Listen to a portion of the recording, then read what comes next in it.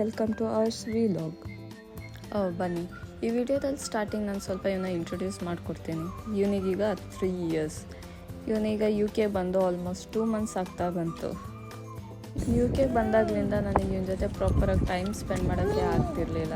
Last 2 monthsiಂದ exams submissions ಅಂತ ಬ್ಯುಸಿಯಾಗಿದ್ದೆ, ಜಾಸ್ತಿ time ಕೊಡೋಕ್ಕಾಗ್ತಿರ್ಲಿಲ್ಲ ಇವನಿಗೆ.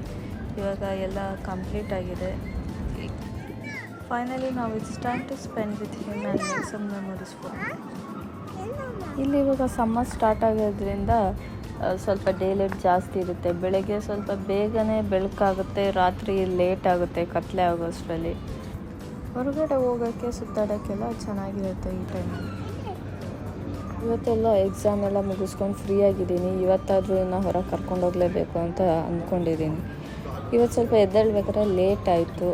ಸುಮಾರು ದಿನದಿಂದ ನಿದ್ದೆ ಎಲ್ಲ ಸರಿ ಇರ್ತಿರ್ಲಿಲ್ಲ, ಹಾಗಾಗಿ ಇವತ್ತು ಸ್ವಲ್ಪ ಜಾಸ್ತಿನೇ ಮಲ್ಕೊಂಡ್ವಿ.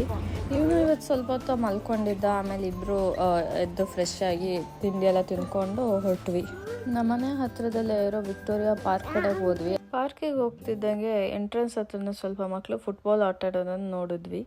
ಇವನು ಅವ್ರು ನೋಡಿ ತುಂಬ ಇಂಟ್ರೆಸ್ಟಾಗಿ ನೋಡ್ಕೊಂಡು ನಿಂತಿದ್ದ.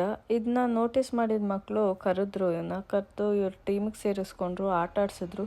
ಇವನು ಖುಷಿಯಾಗಿ ಆಟ ಆಡ್ದ, ಸುಮಾರು ಹೊತ್ತು ಎಂಜಾಯ್ ಮಾಡ್ದ. ಅದು ನೋಡಿ ನನಗೂ ಖುಷಿ ಆಯಿತು. ಇವನಿಗೆ ಸ್ವಲ್ಪ ಸ್ಪೋರ್ಟ್ಸ್ ಬಗ್ಗೆ ಇಂಟ್ರೆಸ್ಟ್ ಇದೆ ಅನ್ನೋದು ರಿಯಲೈಸ್ ಆಯಿತು. ಆಯ್ತಂದು ಸ್ವಲ್ಪ ಕೂತಿದ್ವಿ. ಅಲ್ಲೊಂದು ಸ್ಕ್ವಿರಿಲ್ ಕಾಣಿಸ್ಕೊತು, ನಮ್ಮ ಸುತ್ತಮುತ್ತ ಆಟ ಆಡ್ತಿತ್ತು. ಇವನು ಕ್ಯೂರಿಯಾಸಿಟಿಯಿಂದ ಅದು ಹಿಂದೆಯಿಂದ ಹೋದ. ಅದು ನಟ್ಸ್ನ ತಿಂತಾ ಇದ್ದಿದ್ದು ನೋಡೋಕೆ ತುಂಬ ಚೆನ್ನಾಗಿ ಕಾಣಿಸ್ತಾಯಿತ್ತು.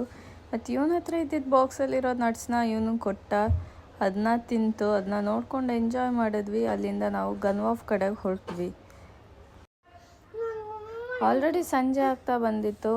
ಅಲ್ಲಿ ಶಿಪ್ಸ್ ಎಲ್ಲ ಪಾರ್ಕ್ ಆಗಿತ್ತು, ಅದನ್ನ ನೋಡಿದ್ವಿ. ಸನ್ಸೆಟ್ನ ನೋಡಿ ಎಂಜಾಯ್ ಮಾಡಿಕೊಂಡು ಅಷ್ಟೊತ್ತಲ್ಲಿ ಇವನಿಗೆ ಫುಲ್ ಟಯರ್ಡಾಗಿ ನಿದ್ದೆ ಬರೋಕ್ಕೆ ಸ್ಟಾರ್ಟ್ ಆಗಿತ್ತು. ಅದಕ್ಕೆ ಮನೆ ಕಡೆ ಕರ್ಕೊಬಂದೆ. ಇವಾಗ ಇವನ್ನ ಮಲಗಿಸೋ ಟೈಮ್ ಆಯಿತು. ಬಾಯ್.